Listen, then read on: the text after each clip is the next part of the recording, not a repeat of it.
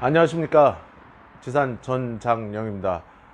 지금 이 시간은 도둑공기 누설, 여러분들 처음 들어보시죠? 그런 말들 차에 대해서 잘 아시는 분들은 많이 들어보셨을 겁니다. 그렇지만 한 80% 이상의 일반인들은 그런 부분에 대해서 절대 모릅니다. 그래서 도둑공기 누설이라는 게 얼마나 중요한지 자동차에서 빼놓을 수 없는 것들 중에 또 한 가지입니다. 그래서 요즘 차들 같은 경우는 에어 엘리먼트 박스를 보시게 되면 이렇게 해서 엘리먼트를 빼게 되어 있습니다. 그래서 이렇게 빼는데, 요즘에는 이렇게 빼기가 상당히 간단하죠.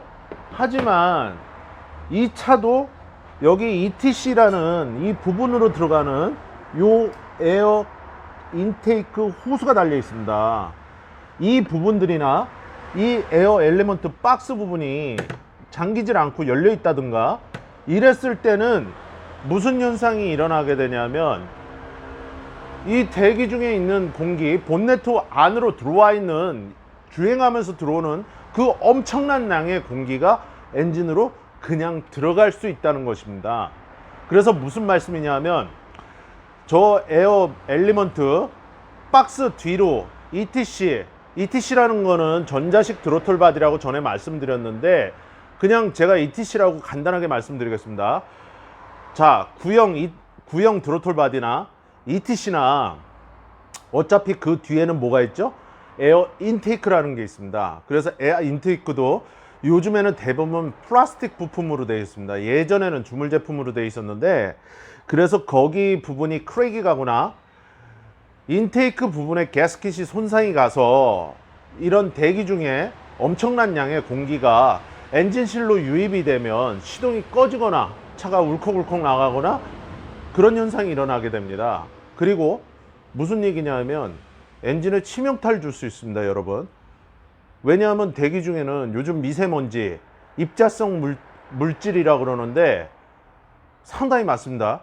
자, 그러면 우리가 미세먼지에 굉장히 민감한데 자동차는 더 민감합니다. 근데 그 중에 입자성 물질이 아닌 모래 같은 알갱이가 들어간다고 여러분 생각을 해보세요. 엔진, 실린더, 피스톤 옆부분은 들어가갖고 작살납니다, 여러분.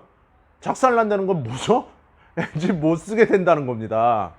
자동차는 신차나 구형 중고차나 엔진과 미션 값입니다, 여러분. 그래서 엔진과 미션이 망가졌을 때는 차주한테는 이 돈이라는 경제적으로 데미지를 주게 됩니다.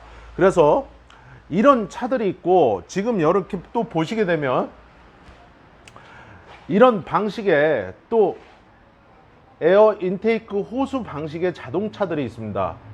그러면 이 에어 엘리먼트 박스 뒤에 에어플로우 센서가 있고 에어 인테이크 호수가 가고, 그 뒤에 이렇게 ETC가 자리를 잡고 있습니다. 그리고 이 부분이 인테이크가 되겠습니다. 그래서 이렇게 다 플라스틱류로 돼 있는데, 특히 이런 딱딱한 플라스틱이 아닌 고무, 연질로 돼 있는 이런 고무들 같은 경우는 이런 주름이 잡혀 있는 자바라 부분이 에어클리너 박스를 열고 닫고 할 때 크랙이 가게 됩니다. 그리고 우리가 얘기할 때 전에 타이어 관리법에서 한번 말씀을 드렸는데, 모든 화학 고무류들 같은 경우는 우리가 얘기할 때는 기름이 빠진다고 그러는데 뻣뻣하게 됩니다, 나이가 되면, 세월이 지나면. 그래서 타이어도 5년 이상 된 타이어는 제가 뭐라 그랬죠? 트레드가 많이 남아있어도 여러분들 교환하시라고 그랬습니다. 그래서 이거는 그랜드 카니발 에어 인테이크 호스입니다. 자, 이렇게 찢어집니다. 찢어지기 전에 이렇게 크랙이가 있습니다. 이렇게 자세히 비춰보시게 되면 이렇게 크랙이가 있습니다. 아시겠습니까? 그래서 내 차가 이런 부분도 있구나, 이건 여러분들이 관리하실 수 없습니다. 물론 자동차 정비에 대해서 단 이 부분이라도 많이 알고 계신 분들은 본인이 뭐 스피드 핸들이나 뭐 이런 걸로 이걸 탈거해서 빼서 보실 수가 있겠지만, 그렇지 않고서는 여러분들이 카센터, 단골 카센터 가셔갖고 엔진 오일을 교환하실 때 인테이크나 에어 인테이크 호스나 에어 엘리먼트 박스 그 부분이 훼손이 돼 있나, 혹시 크랙이 가 있나, 그렇게 한 번쯤은 생각을 해봐야 된다. 그러면 모든 차에 해당이 되냐? 그렇지 않습니다. 출고된 지 한 4년, 5년? 제가 생각하는 건 제 경험상, 그리고 뭐 보통 10만 킬로 이하, 그리고 험로를 주행하지 않은 차들. 왜? 험로는 왜 여기서 얘기가 나오냐면 차가 진동을 많이 받습니다.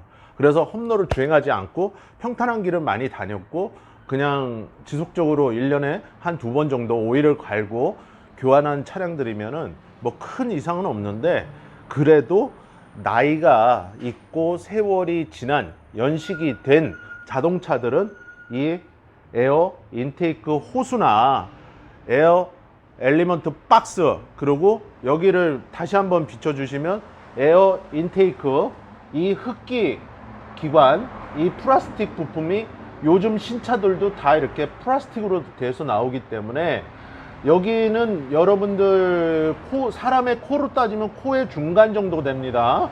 그래서 호흡기로 넘어가기 전에, 그럼 호흡기로 넘어가면 사람은 폐가 됩니다. 근데 이제 자동차는 심장이 됩니다. 왜?